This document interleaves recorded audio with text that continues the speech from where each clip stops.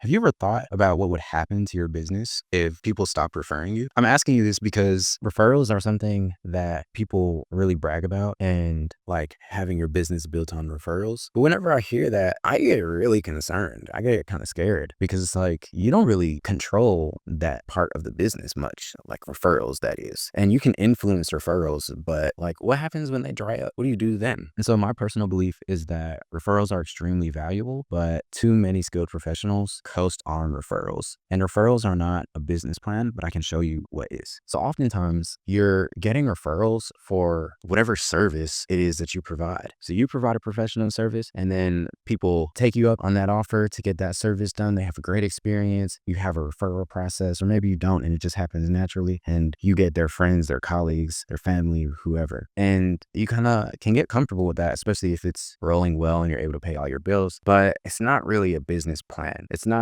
something that you can really control the inputs and model the outputs. And so it's better used as an addition to your customer acquisition strategy. And I've found this through a lot of experience working behind hundreds of businesses and also a ton of mentorship. And the same issue that I had with my business that my mentor grilled me for is the same issue that you have if you're dependent on referrals, which is you're not getting paid to acquire the customer, right? And that is what separates multi-6-figure income from multi-7-figure income. And believe me, I have already executed on this and to tell you that the difference is that large. Okay. So what happens when you're not getting paid to acquire the customer or the client is like any money you put into marketing is a loss. It's a negative until it's a positive. So whether you're running ads or even referrals are free, but they're free on both ends. You know what I mean? Like you're not paying for the lead, but that lead also isn't paying you. Referrals are better than spending money on ads because they're basically your break-even acquisition model, but they're not as good as getting paid to get a lead or getting paid to get a customer. And so that shift will change everything for you. And this is what the difference looks like. If you simply productize your expertise and help people achieve whatever outcome it is that you can achieve, like maybe you're a tax strategist, right? And you're really good at helping businesses with their tax strategy. Like you can productize that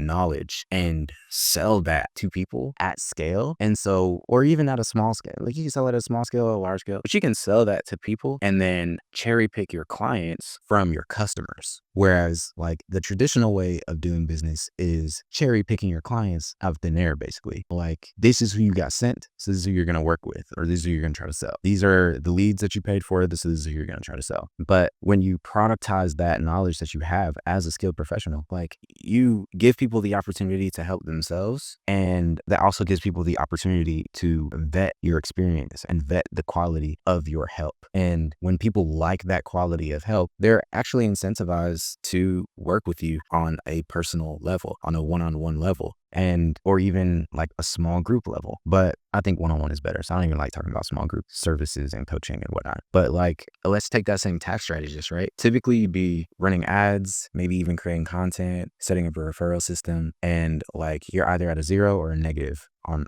acquiring the customer. But if you productize your expertise and you sell that to people, so now like you may have paid for them to enter your ecosystem, but they paid you on their way in. And so you start at a positive when you start your recruiting. You also just give yourself more options because you can generate more leads that way. Let's say you have like good performing ads and you have a good referral system when somebody comes into your ecosystem. If you just get paid along the way, it amplifies all of that because you can now spend more money on ads and thus introduce more people to the referral system. So let's take example A and example B. Example A is the old way where you get referrals, you pay on ads, you get leads, you have sales conversations with those leads and you convert a percentage of them, right? You probably don't have a lot of room in your ad budget to increase it month after month. Like you probably max out pretty quickly. And I know this from experience just because I've worked with hundreds of service-based businesses, hundreds of skilled professionals behind those businesses. So you max out pretty early in the game. So maybe you get like 100 people a month through ads. And let's say you have a really good referral system and you can generate an extra customer for every customer you get. So like that's 200 customers in a month between your ads and your referral. Now let's take the same exact process, except you have inserted products in between so that you get paid, right? Now, since you're getting money back that you're spending on ads, you can spend more on ads because you're getting money back, right? You weren't getting any money before. Now you're getting money. And so you can push that right back into ads. So you can spend 3 times as much, 5 times as much. Let's just say 3, right? That's a conservative number. You can spend 3 times as much. Literally all else is the same. time, then you get 300 customers instead of 100, and you get 1 referrals for every customer you get because you have a great referral system. And so now you have 600 customers. So do you see how quickly we made the jump from 200 customers to 600 customers? Just like we tripled the business just because we inserted a real business plan behind it, one that monetarily makes sense, right? Like economically speaking, that's how you grow, right? Is not through just referrals, but how are you collecting cash in your relationship with the customer? And most businesses, most professionals are not collecting cash until the service is performed, when there are tons of opportunities to collect cash before the service is ever even pitched. So this is how I view like the best way for you to insulate yourself from being referral dependent. Because another sucky thing about that, and again, we'll stick with this example of like this tax strategist, this made up tax strategist, like if that person ever wants to sell their firm to somebody and all of their work comes through referrals, or most of their work comes through referrals, that's going to look like a risky investment, and that is going to negatively impact your valuation, because now we have key person risk, right? That's what they call it. So like that means that people have this relationship with you, this personal relationship basically that they establish with you, and that's why you're getting your referrals. And if your business depends on that, then how do you think investors are going to feel about you leaving? Not too good, probably, right? Not too optimistic. And so they're going to be not as willing to pay you anything for the business, let alone the price you would want if and when that time comes. So if your business is completely dependent on referrals, or mostly dependent on referrals, as good as that feels, that's probably a sign that you need to reduce your dependence on referrals so that you can build a stronger business. Because another thing that happens is like people age. And so like the people who are your customers now, or even for a decade, like they're going to age out and new generations are going to come in. And that's where I see like a lot of attorneys and a lot of tax professionals kind of like dwindle their business, because they've been so dependent on certain relationships for such a long time, but then their audience ages out, and then they get